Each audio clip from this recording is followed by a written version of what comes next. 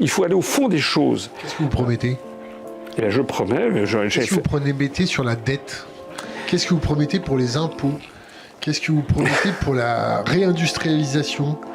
On ne pourra pas réindustrialiser la France. Si vous ne tenez pas vos promesses, qu'est-ce qu'on vous fait?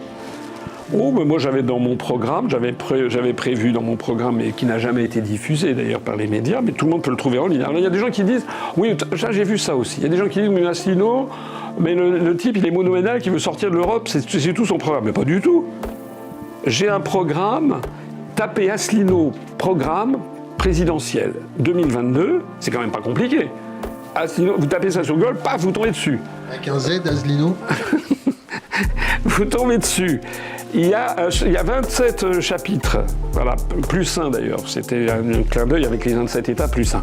Et il y a un programme sur la culture, sur l'éducation, sur la sécurité, sur les impôts, sur la réduction de la dette Voilà, il y avait tout un programme notamment de réduction des dépenses de l'État. Et je peux ici le développer. On sort de l'Union européenne, on économise, bon an, mal an, à peu près 20 milliards d'euros. On se fait défoncer notre dette sur les marchés? Non, parce que les marchés financiers, il faut arrêter ça, cette histoire-là. Les responsables financiers, enfin les gens sur les marchés... Vous les connaissez? Bon, j'en connais, j'en ai connu, bon, c'est pas une entité mystérieuse. Ce qu'un financier déteste le plus, c'est l'incertitude. C'est ça.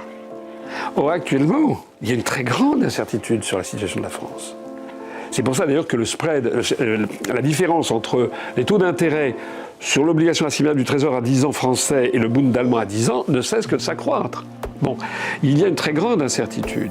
C'est la raison pour laquelle aussi, vous savez que les Allemands seront peut-être les premiers à sortir de l'euro aussi. On n'en parle jamais en France, vous savez que Alternative für Deutschland, vous savez qu'il va y avoir des élections législatives le 17 février prochain, je crois, en Allemagne. Alternative für Deutschland, qui est un peu l'équivalent du RN, eux, ils ont maintenant inscrit dans leur programme le Dexit, la sortie de l'Union européenne. Bon, c'est sans doute pas eux qui arriveront au pouvoir, c'est probablement M. Friedrich Merz de la coalition CDU-CSU, mais qui sait?